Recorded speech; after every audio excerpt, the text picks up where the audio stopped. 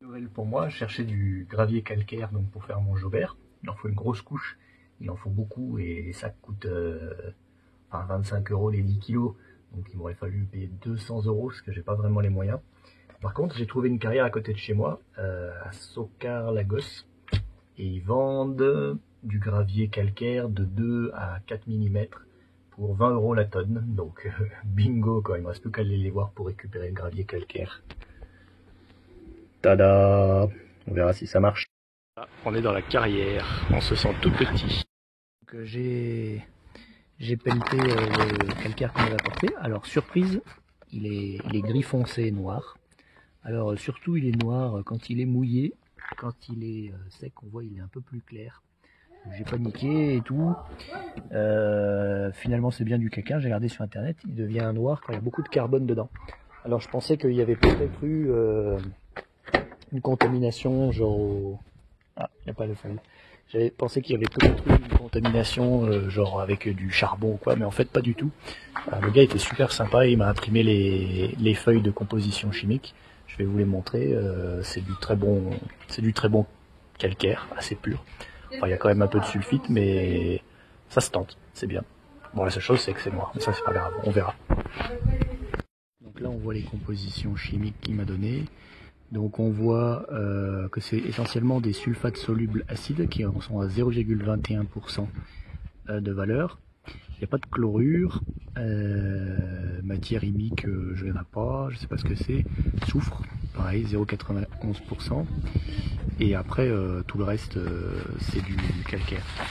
Alors il y a un truc où ça apparaît. Là on voit par exemple sur ce papier qu'il date du Jurassique. Il devait être sous l'océan, donc c'est plus. Là, on voit que c'est du calcique, calcaire, origine chimico-biologique. Et là, c'est quelque chose plus lié à du sable, et on voit en fait que sur 100 grammes, donc on a 97,6 grammes de matière sèche. Le calcaire, donc carbonate CaCO3, ça représente 76,9%, enfin 1 gramme. Et on a 43 grammes, alors je me demande comment ça c'est possible, de CaO. Voilà, 95%. Le pH est à 8,6. Donc ce qui est plutôt basique. Donc a priori les acides ne débasifient pas trop le truc quoi. Et on n'a quasiment pas de phosphore dedans, ni de magnésium. 1,5 g quand même. Voilà, j'ai monté le premier des 5 sacs aux 2 étages de ma baraque. À pied, évidemment. J'ai du mal à imaginer que le meuble de l'aquarium pourra supporter tout ce poids plus l'eau. J'espère que ça se passera bien. Maintenant, il faut que je le rince dans un seau avant de le mettre dans la... Voilà, premier rinçage. On voit que l'eau est opaque, grise. Le gars m'avait parlé du dépôt d'huile, d'une couche d'huile qui pouvait se former sur le dessus aussi. Donc moi je vois pas d'huile pour le moment. Après j'ai pas les mêmes quantités que lui. Donc voilà, on va voir si ça se rince facilement. Voilà, après avoir un peu remué, ça mousse et ça brille comme de l'argent. J'espère que les seconds rinçages ne feront pas la même chose. Là, ça doit être du sable qui est un peu brillant, qui se met en dépôt sur la couche d'huile qui se forme à la surface, qui j'espère ne vient pas des cailloux, mais du procédé de concassage. Je sais pas. Enfin bon, on va voir. Deuxième rinçage, c'est déjà beaucoup moins brillant et beaucoup moins moussant. Ce qui est très rassurant. Troisième rinçage, pas beaucoup de progrès depuis le deuxième. Nouveau rinçage. Nouveau rinçage. Nouveau rinçage. Nouveau rinçage. J'ai une nouvelle théorie. Là, on commence à voir un peu le gravier au fond. En fait, quand je le remue avec ma main, je pense que comme c'est abrasif, ça doit refaire de la poussière tout le temps. Si je remue l'eau à la place, elle va bien circuler dedans. Je vois déjà, elle devient beaucoup moins trouble. Donc je peux faire un peu comme ça. De toute façon, le gravier, il n'est pas censé être remué sans arrêt au fond. Donc je me demande si c'est pas déjà bon là en fait. La seule chose, c'est que je me pose aussi la question, étant donné que je vais en avoir peut-être 200 kg à faire, que ça représente 5-10 kg, ça risque d'être très très long. Ça pourrait valoir le coup de faire ça différemment que à 4 pattes dans sa cabine de douche, parce que c'est très fatigant et très long. Changement de stratégie. Je vais démonter le tuyau de la douche, je vais le mettre en dessous et mettre un courant d'eau faible qui devra faire remonter la poussière, déborder et couler dans le vide machin. Voilà, j'ai pris une petite pelle pour creuser un trou, pour passer le tuyau. Voilà. Début de l'expérience. Je vais monter le niveau d'eau doucement.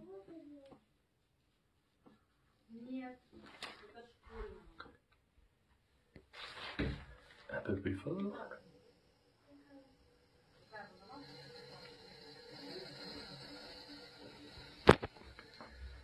C'est peut-être encore trop bas.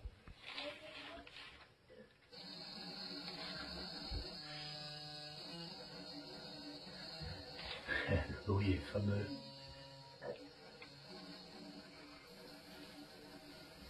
C'est un petit peu mieux. Donc là on voit bien la poussière qui est embarquée, qui va monter et qui va déborder.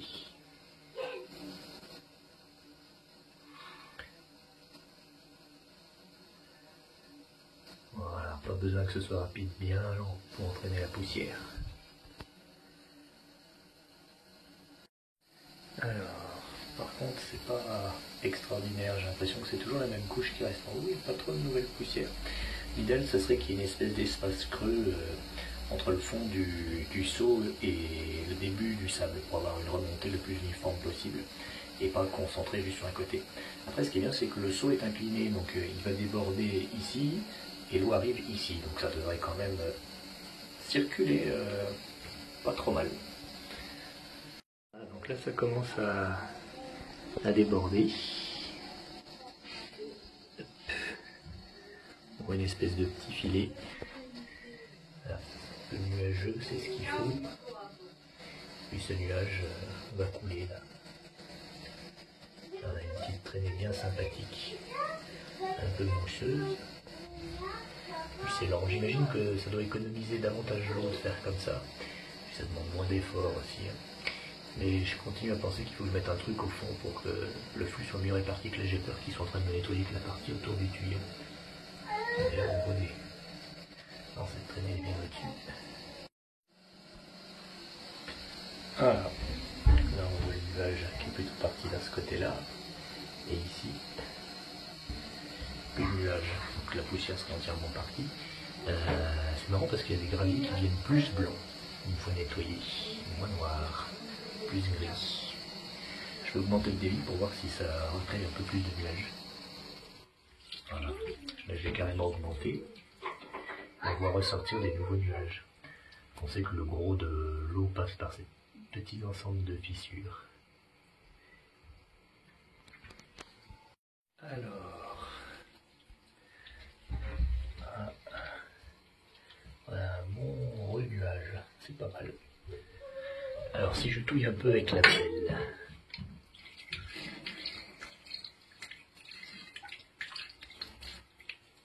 ça va changer mes nuages. On ne peut pas trop voir les verts, c'est trop densifié. Je vais quand même tenter de monter carrément le débit pour voir jusqu'où je peux aller. Je monte.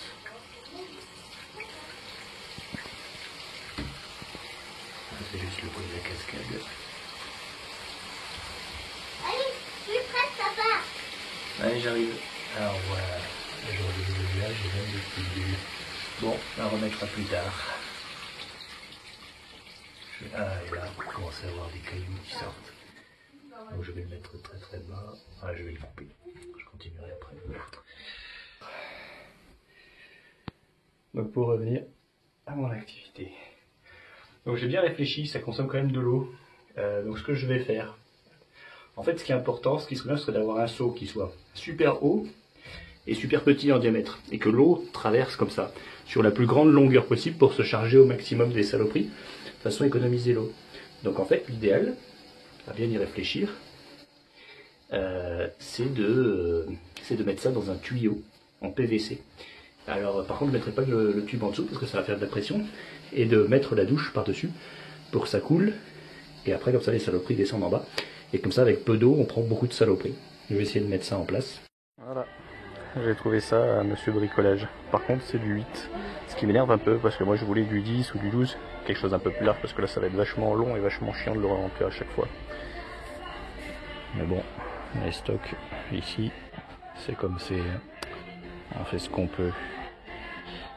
Bon, voilà, j'ai mis le tube en place dans le seau et j'ai rempli le tube avec le gravier. Je sais pas si on va bien voir. Ouais. Bon là c'est un seau, il n'est pas très rempli. Prochaine fois je le remplirai à bord, je prendrai plus à la fois. Maintenant je vais mettre la douche au-dessus et puis on va voir. Puis le seau va déborder. Ça m'embête que ce soit dans un seau parce que du coup ça va accumuler des saloperies au fond du seau.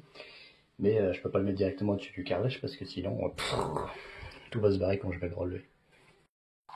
Le tube se remplit quand même, hein. Là on voit.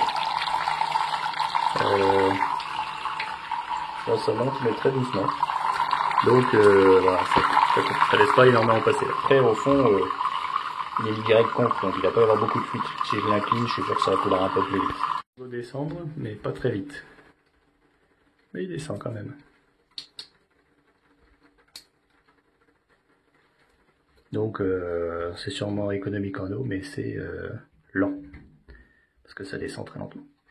Après si je l'incline un peu, pareil, ça accélère pas énormément non plus. Donc c'est vraiment lent quoi. On entend un petit bruit de ruissellement. Il va falloir être patient et surtout fixer le tube pour pas qu'il tombe pendant que l'eau coule doucement dedans. Voilà à peu près l'équilibre et on voit le soie toujours pas débordé. Donc on est vraiment sur quelque chose qui va être très lent. Donc il faut vraiment que je trouve un moyen de le fixer parce que dès que je le lâche il tombe sinon. Donc voilà, je sais pas trop. Peut-être l'attacher avec un fil de fer au robinet, on va voir. Bon, si je le mets dans l'angle, il tient tout seul, il se vide pas trop vite, c'est encore gérable. Par contre la douche tient pas dessus, donc je vais la dévisser, je vais mettre le tuyau dedans à la place. Alors, on est reparti.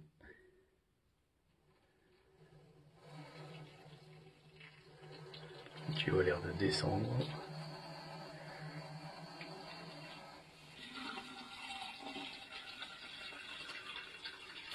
Quand ça déborde, il faudra chercher le bon.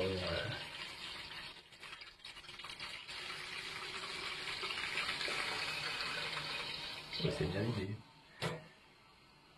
Ça n'a pas l'air de monter facilement. Ah si quand même. Donc là, je veux pas qu'il déborde en haut.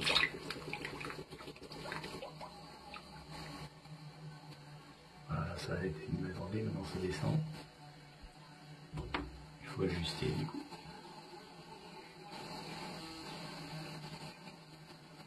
Voilà, on a quelque chose d'à peu près stable. Ça monte très légèrement. Ça descend. Bon. C'est calibré, stabilisé. Moi ça comme c'est beau, ça bouge pas. Là c'est nuageux et ben ça sera fini quand ça sera plus nuageux en gros. Et j'imagine qu'on va en avoir au fond qui va s'agglutiner, sinon je sais pas si ça va marcher. L'idéal ça aurait été d'être dans un seau moins haut. Bon on verra. Il a fallu augmenter sensiblement le débit pour pas que le niveau descende. Ça veut dire qu'il y a moins de saloperie et que l'eau passe mieux. On voit un peu le nuage en dessous avec le flash. Ouais, on voit bien que il y a encore un peu du nuage. Par contre, il a du mal à être évacué, c'est un peu lent. Ouais, très lent. Bon, on voit le fond, donc le gravier est propre. Le processus fonctionne probablement. Je vais quand même vider l'eau et ensuite je viderai le tube parce qu'il doit rester de la poussière au fond du seau ou quoi. Voilà, donc après avoir vidé l'eau, c'est vraiment, quand on renverse le seau, c'est vraiment le fond de l'eau qui est au fond du seau qui est vraiment le plus sale quoi. Donc on va dire que c'est bon et on va aller commencer à placer celui-là dans l'aquarium avant de faire les suivants. Donc si on veut que le filet reste tendu et que ça passe pas des grosses poches qui s'aplatissent, je pense que le mieux c'est de mettre d'abord le sable sur le côté pour que ça garde étiré le filet avant de mettre au milieu. Donc moi je vais systématiquement le mettre sur les contours et puis il tombera tout seul vers le milieu de toute façon. Après on verra au fur et à mesure. J'ai déjà mis là sur le côté en appliquant bien la toile de verre contre le bord. Maintenant je pense que je vais l'étirer de l'autre côté. Là je laisse la poudre de verre, ça fera du substrat pour les bactéries. Je vais l'étirer un max avant de mettre un tas de l'autre côté. Voilà.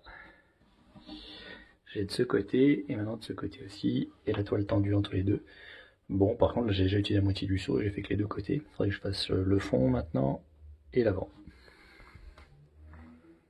C'est mon premier seau. Ça fait vraiment pas beaucoup et ça donne une idée précise de la durée que ça va prendre de le remplir entièrement. Je suis obligé de m'arrêter avant d'avoir atteint le fond. Parce qu'après, ça devient un goût qui est très sale. Et du coup, parce que les poussières sont restées au fond. Donc je refais une fournée. Je me suis mis le sac à côté. Et maintenant j'ai plus qu'à pelleter, remettre le tuyau, etc. Ah, entièrement rempli. Jusqu'en haut. Alors je vais filmer parce que j'imagine que ça va être intéressant de voir à quel point ça écrate au début. Est-ce que ça va enlever d'un coup? Alors là pour le moment ça monte un peu trop vite. J'ai l'impression que ça tasse un peu le fait de mettre de l'eau.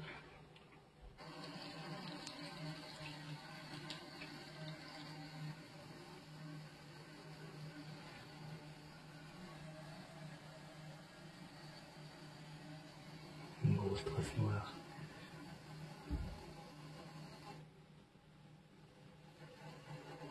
Je fais le réglage.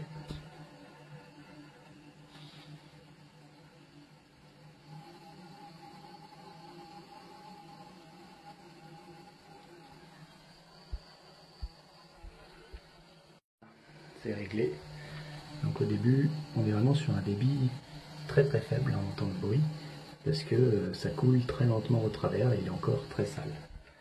Là on va voir, ouais on voit, c'est très nuageux, va-t-on dire. Par contre j'ai l'impression que les graisses ont peut-être du mal à descendre, elles vont peut-être plutôt rester piégées en haut.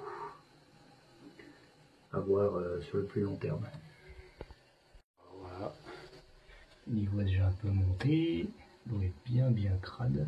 Elle n'a pas cette magnifique couleur miroir, noir, huileux. Ici peut-être un peu mieux. Ah, ça commence à être un peu transparent. C'est bien. J'ai dû augmenter le débit un peu. Voilà, j'ai mis trop. Ah, quoique non, ça s'est stabilisé. Bon, je continue à monter. Et là, on voit, c'est bien dégueulasse. C'est ce qu'il faut.